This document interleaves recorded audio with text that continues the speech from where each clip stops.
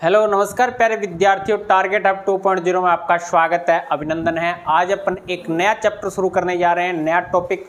उस टॉपिक का नाम है मैट्रिक्स नियम। मैट्रिक्स नियम से दी गई समीकरण निकाय को हल करना। हमने क्रेमर रूल से पढ़ लिया है, उसकी 2 क्लासें हमने लगा ली हैं। आज अपन मैट्रिक्स रूल की क्लास शुरू कर रहे हैं। मैट्रिक्स नियम से कैसे दी गई समीकरण निकाय को हल करना है, वैसे एक्स और वाई का मान निकालना है। आज अपन इस क्लास में द्विघात के बारे में, 2 चर के बारे में पढ़ेंगे और नेक्स्ट क्लास में अपन पढ़ने वाले हैं 3 चरों के बारे में। अगर आप टारगेट बेंच 2025 से जुड़ना चाहते हैं तो टारगेट हब एप्लीकेशन को डाउनलोड करें प्ले स्टोर से और पूरा बीएससी एग्रीकल्चर मैथ्स का कोर्स आप पा सकते हैं मात्र 51 रुपये में। इसके साथ साथ आपको मैथ्स के नोट्स मिलेंगे, क्लास की पीडीएफ मिलेगी और प्रैक्टिस क्वेश्चन पेपर मिलेंगे। इसमें आपको ये सुविधा रहेगी कि आपको नोट्स बनाने की आवश्यकता नहीं होगी, क्योंकि आपके पास क्लासों की पीडीएफ होगी और वो आप एग्जाम के टाइम में रिवीजन करोगे ना, तो बहुत ही बेनिफिट रहेगा। उसमें आप एक दिन में पूरी क्लासों का पीडीएफ अच्छे से पढ़ सकते हैं, रीड कर सकते हैं। ठीक है, तो चलिएगा, क्लास को लाइक करें, शेयर करें। अगर आप चैनल पे नए हैं तो चैनल को सब्सक्राइब करके जो पास में बेल आइकन है उसको जरूर दबा लें, ताकि प्रत्येक क्लास का नोटिफिकेशन आपको मिलता रहे। अव्यय विधि से यानी मैट्रिक्स नियम से निम्नलिखित समीकरण निकाय को हल कीजिए। तो यहाँ से अपन मैट्रिक्स रूल में लिखता हूँ मैं पहले इसको अच्छे से, इसके बाद में थोड़ा सा अच्छा रहेगा आपके लिए समझने में। 1 मिनट में पेन यहाँ से कौन सा ले लिया, ये लेना था ना, टेक्स्ट पेन, ये वाला पेंसिल वाला। ओके, यहाँ पे है 4x, ये पेन नहीं है मेरा भी, ये देखता हूँ मैं। 4x माइनस में 3y इज इक्वल टू 11 और ये है 3x plus 7y is equal to -1। अब यहाँ से मैट्रिक्स नियम पूछा है। मैट्रिक्स नियम से इसने कहा है तो मैट्रिक्स रूल से ही लगाएंगे अपन, मैट्रिक्स बनाएंगे। इसमें मैट्रिक्स में ए मैट्रिक्स बना रहा हूं, पहले इसको ऐसे लिख दूं क्या, मैं इसको लिख दूं 4 -3 3 7 और यहां पे लिख दूं x y 2 चर हैं इज इक्वल टू, ये लिख दिया 11 और -1। और यहां पे एक लाइन अगर आप लिखना चाहते हैं तो लिख सकते हैं। अगर आप लाइन यहां पे लिखना चाहते हैं तो ये लिख सकते हैं। मैट्रिक्स रूप में लिखने पर बीच में मैट्रिक्स रूप में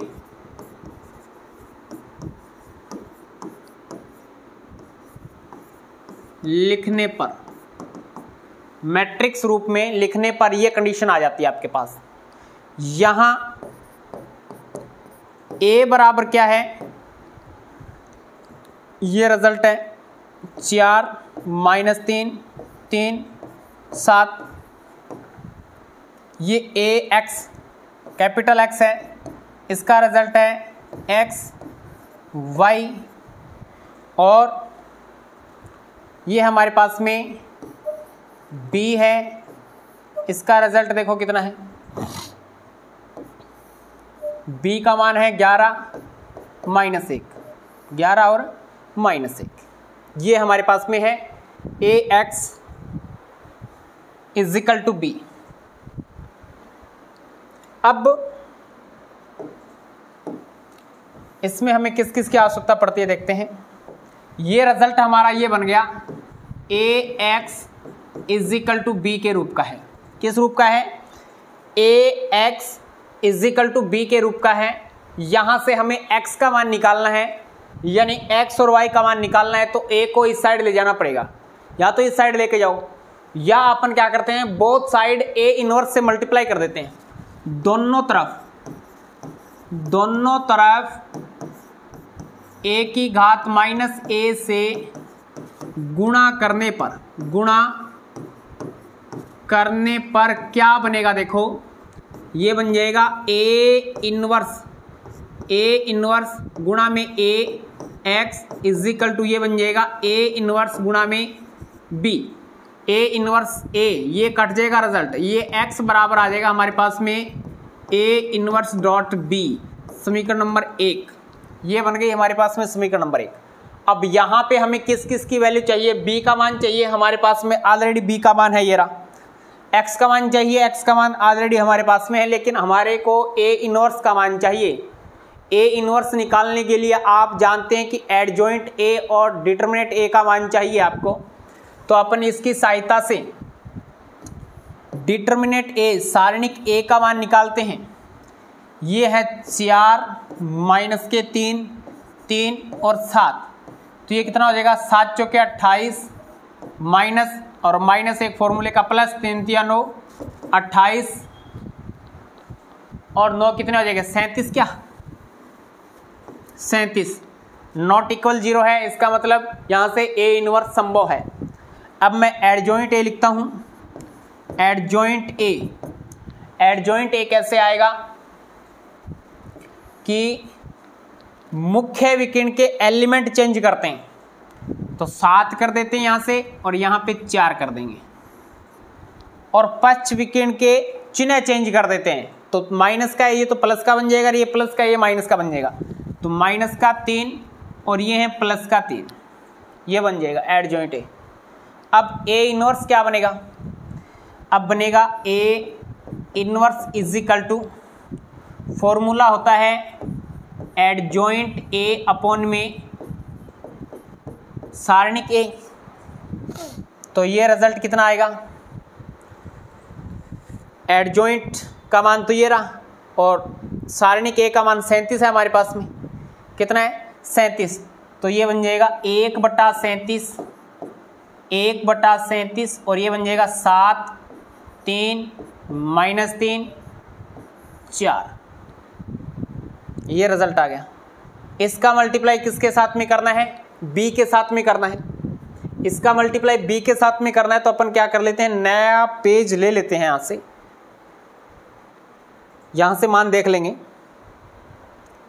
अब हमें रिजल्ट क्या लिखना था, x is equal to a inverse b, x का मान आपको पता है कितना है, एक्स वाई है, इज इक्वल टू ये है 1/37, 1/37 7 माइनस 3 3 4, और b का मान कितना है देख लेते हैं,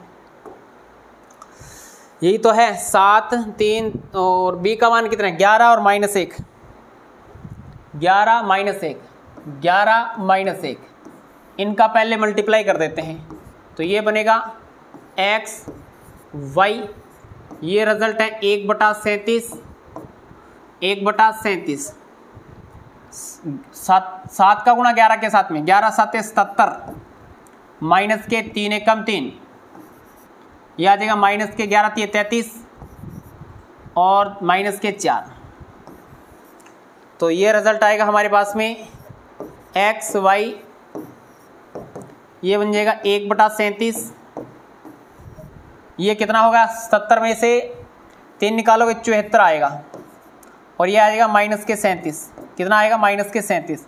अब 37 का प्रत्येक नंबर में डिवाइड करना है, प्रत्येक नंबर में क्या करना है, डिवाइड करना है, भाग करना है, तो क्या बनेगा देखो, ये बन जाएगा x y is equal to 1/37 है ना, ठीक है, तो अपन क्या करेंगे 74/37, और ये बन जाएगा माइनस के 37/37, माइनस के 37/37 भाग कर देते हैं, तो ये बनेगा एक्स वाई, और ये रिजल्ट हमारे पास में आएगा 37 दूनी 74 और 37 एकम 37, इसका मतलब तुलना करने पे, तुलना करने पर क्या रिजल्ट होगा, तुलना करेंगे तो x और y का रिजल्ट आ जाएगा हमारे पास x बराबर 2, x बराबर 2 व y बराबर -1, y बराबर -1 होगा, y बराबर -1 होगा। क्या इतनी बात सभी विद्यार्थियों के समझ में आई? इसका आप अच्छे से स्क्रीनशॉट ले सकते हैं और इसकी PDF आपको एप्लीकेशन पे मिल जाएगी। ठीक है, नेक्स्ट क्वेश्चन पे चलते हैं। इतना यहाँ तक सेव कर देते हैं। अव्यय सिद्धांत का प्रयोग कर निम्नलिखित समीकरण निकाय को हल कीजिए। सेम की सेम प्रोसेस वही है, एक बार और करते हैं इस क्वेश्चन को। बड़ा शानदार क्वेश्चन है, जो भी डाउट हैं आपके क्लियर हो जाएंगे। छोटे छोटे डाउट होते हैं, प्रत्येक विद्यार्थी के होते हैं, लेकिन जैसे जैसे 2-3 तरीके के क्वेश्चन अपन करते हैं तो वो डाउट क्लियर हो जाते हैं लगभग। ठीक है, फिर भी अगर आपको इश्यू आता है तो आप कमेंट बॉक्स में बता सकते हैं। यहाँ पे हमें दे रखा है 2x - y = -k2 और ये दे रखा है 3x + k 4y + k 4y = 3। अब यहाँ से लिखेंगे मैट्रिक्स रूप में लिखने पर, मैट्रिक्स रूप में लिखने पर, मैट्रिक्स रूप में लिखने पे क्या हो जाएगा, ये हो जाएगा ax = b।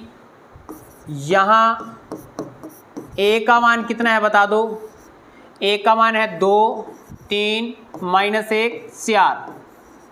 x का मान कितना है, x और y और b का मान कितना है -2 और 3। समझ गए इतनी बात? ठीक है, अब देखो इस समीकरण को a इनवर्स से बोथ साइड मल्टीप्लाई करते हैं।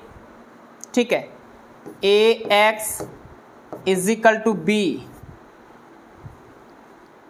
यहाँ पे लिख देंगे a इनवर्स से दोनों तरफ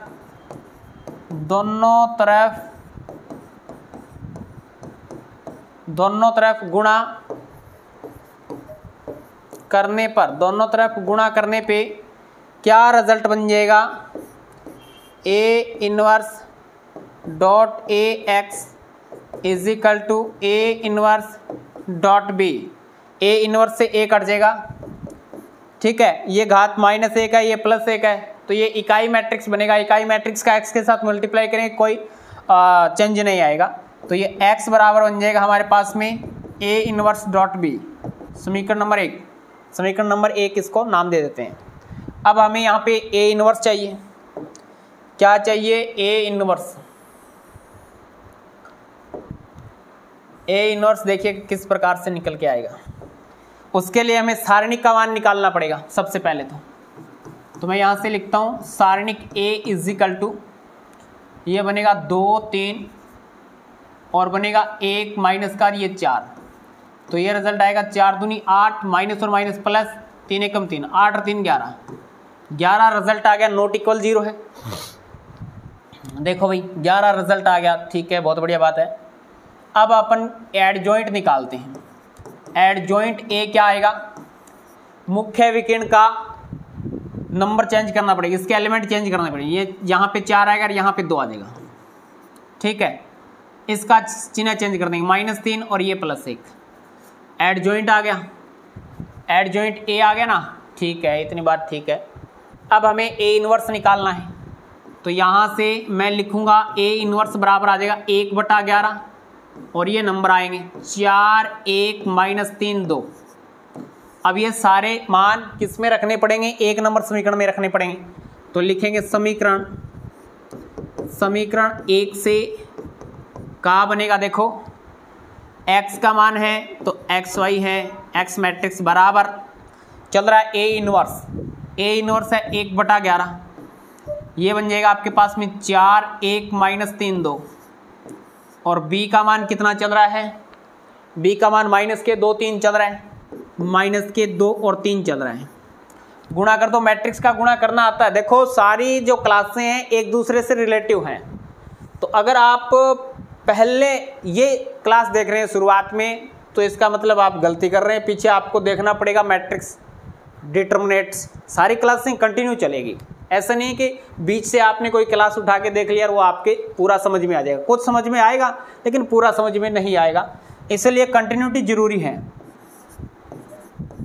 x y is equal to 1/11, 4 का मल्टीप्लाई -2 के साथ में -8 प्लस में 3, प्लस में 3 है ना, 3 ही है, ठीक है।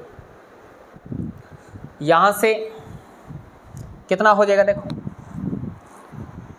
ये हो जाएगा -k और माइनस प्लस 3 दूनी 6 और ये बन जाएगा प्लस के 3 दूनी 6, 6 और 6 12, तो ये बनेगा 1/11 और ये रिजल्ट आएगा -k 5 और प्लस के 12, -k 5 और प्लस के 12। अब इसमें 11 का डिवाइड करेंगे। अब देखिएगा हमें क्या करना है, इसमें प्रत्येक नंबर में 11 का डिवाइड करना है, तो ये बन जाएगा x y is equal to, ये नंबर बनेगा, ये है -k 5/11 और ये है 12/11। थोड़ा जगह का अभाव है, छोटा लिख रहा हूँ, सभी को दिखाई दे रहा होगा। लिखूँगा यहाँ से, तुलना करने पर, तुलना करेंगे तो x का मान कितना आएगा, तुलना करेंगे तो x का मान कितना आ जाएगा, देख लो, यहाँ से लिख रहा हूँ मैं इसका x का मान। x बराबर आ जाएगा हमारे पास में -k 5/11 और y बराबर आ जाएगा 12/11। कितना आएगा, 12/11। ये 2 हल होंगे, 2 आंसर आएंगे x और y के, ठीक है। इसको छाप सकते हैं, लिख सकते हैं। सभी विद्यार्थियों को समझ में आया है क्वेश्चन किस प्रकार से करना है। पहले इसको मैट्रिक्स रूल में जाना है, फिर हमें इसको ए इनवर्स से मल्टीप्लाई करना है, फिर हमें इसका सारणिक का मान निकालना है, एडजॉइंट निकालना है, ए इनवर्स निकालना है, फिर मल्टीप्लाई करना है, फिर तुलना करनी है, फिर एक्स और वाई का मान बताना है, ठीक है। आगे और देख लेते हैं, एक क्वेश्चन और मिलेगा इसमें, ये रहा, इसका सेकंड नंबर है। अब देखो ये बराबर में नहीं दे, बराबर 0 दे रखा है, इसमें कंफ्यूज नहीं होना है, दूसरी साइड ले आएंगे इसको।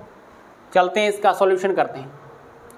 दी गई समीकरण को मैट्रिक्स रूप में लिखने पे, या इसको इधर लिख दो, एक ही बात है, इसको थोड़ा चेंज करके लिख सकते हैं आप। 5x + 7y बराबर -2 कर सकते हैं, और ये कर सकते हैं 4x + 6y बराबर -3 कर सकते हैं। ओके, लिखेंगे दी गई समीकरणों को मैट्रिक्स रूप में लिखने पर दी गई समीकरण को मैट्रिक्स रूप में लिखने पर क्या बनेगा, बताओ। ये बनेगा 5 7 4 6, या मैं इसको ये वैसे लिखूं, और ये हो जाएगा हमारे पास में एक्स वाई, और b का मान कितना आएगा बताओ, -k 2 -k 3। ये हो जाएगा हमारे पास में ax = b, ax = b। यहाँ पे a का मान ये है, b x का मान ये है, और b का मान ये है। अब दी गई समीकरण को दोनों तरफ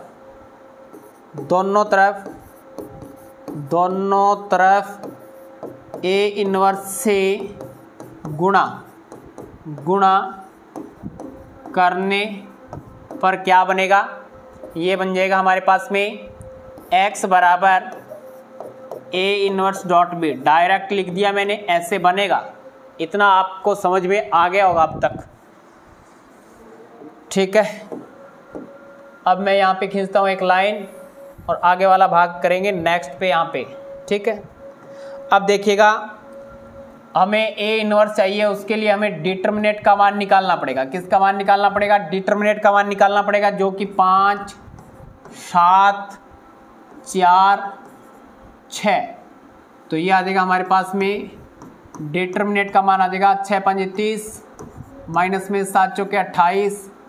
तो ये आ जाएगा हमारे पास में डिटर्मिनेंट सारणिक का मान आ जाएगा 2, जो कि नॉट इक्वल 0 है। नॉट इक्वल 0 है, इसका मतलब ए इनवर्स संभव है। ए इनवर्स संभव है तो हमें एडजॉइंट निकालना पड़ेगा। एडजॉइंट यहाँ पे थोड़ा इजी निकल रहा है अभी। एडजॉइंट 2 गुणा 2 की मैट्रिक्स है, इसलिए एडजॉइंट इजी निकल रहा है, अन्यथा एडजॉइंट में काफ़ी समय लगेगा। जो नेक्स्ट क्लास लेके आऊँ ना, वो 15 नंबर का क्वेश्चन आता है, उसमें एडजॉइंट निकालो तो भी थोड़ा जोर लगाना पड़ेगा, आपको मेहनत करनी पड़ेगी उस क्वेश्चन पे। यानी आप यहाँ से तो डायरेक्ट लिख रहे हैं कि मुख्य विकर्ण के एलिमेंट को चेंज करना है 6, 5, इसके चिन्ह चेंज करने। यहाँ पे प्लस का 4 है, प्लस के साथ माइनस का 4 कर देंगे, माइनस का 4 और माइनस के 7 कर देंगे। ठीक है, तो हमारे पास ए इनवर्स कैसे आएगा? ए इनवर्स आएगा एडजॉइंट ए अपॉन में सारणिक, तो ये बन जाएगा एडजॉइंट, सारणिक का मान 2 है ना, तो 1/2, और ये हो जाएगा हमारे पास 6 माइनस के 7 माइनस के 4 और 5। ये आ गया ए इनवर्स। अब सारा मान किस में रखना पड़ेगा? 1 नंबर समीकरण में रखना पड़ेगा। तो मैं यहाँ से लिखता हूँ समीकरण नंबर 1 से, लाइन कर देता हूँ बीच में, सही है, इक्वल है, सीधी है। अब लिखेंगे समीकरण 1 से, समीकरण 1 से क्या बन जाएगा? ये बनेगा हमारे पास x y बराबर ए इनवर्स का मान कितना है? 1/2, 1/2, 6 माइनस के 7, 6 माइनस के 7 है, माइनस के 4 5, माइनस के 4 और ये है 5, इसके साथ में किसका मल्टीप्लाई है? -2 और -3 का मल्टीप्लाई है, तो ये बनेगा x y, ये हो जाएगा 1/2, मल्टीप्लाई करते हैं इसका, 6 दूनी 12 माइनस के, और माइनस और माइनस प्लस 7 या 21, कितना बनेगा ये? 7 या 21, ठीक है, 6 दूनी 12 सही है बिल्कुल।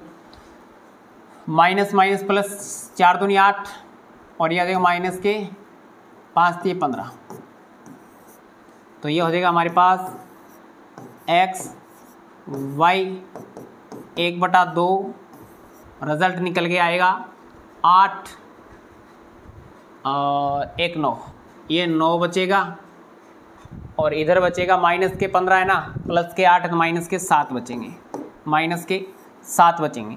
2 का भाग लगा देते हैं, तो ये बनेगा x और y, और ये बन जाएगा हमारे पास में 9/2 और माइनस के 7/2। तो x का मान कितना आएगा? तुलना करेंगे तो x बराबर तो आएगा 9/2 व y बराबर आएगा माइनस के 7/2। चेक कर लेते हैं क्या यही मान आता है कि इसका x का और y का? 9/2 और माइनस के 7/2, बिल्कुल एकदम एक्यूरेट मान आया हमारा, इसमें कोई किंतु परंतु नहीं है। इसका आप अच्छे से स्क्रीनशॉट ले सकते हैं प्यारे विद्यार्थियों, बढ़िया प्रश्न है। इसके बाद में चलते हैं नेक्स्ट क्वेश्चन की तरफ। इसमें है क्या कोई प्रश्न? नहीं है, इतने ही क्वेश्चन हैं। ओके, बात समझ में आई सभी के? तो आज की क्लास में हमने जितने भी क्वेश्चन किए हैं वो आपके समझ में आए होंगे। तो मैट्रिक्स नियम से कैसे दी गई समीकरण निकाय को हल किया जाता है, 2 चरों वाली आज हमने क्लास लगाई है। नेक्स्ट क्लास हमारी जो आएगी वो 3 चरों पे आएगी, x, y और z 3 चर रहेंगे। क्लास कैसी लगी कमेंट करके जरूर बताएं, अच्छी लगी है तो सभी लाइक और शेयर जरूर करेंगे। चलेगा, आज की क्लास में इतना ही, नेक्स्ट क्लास में मिलते हैं कुछ नए के साथ। जय हिंद, जय भारत।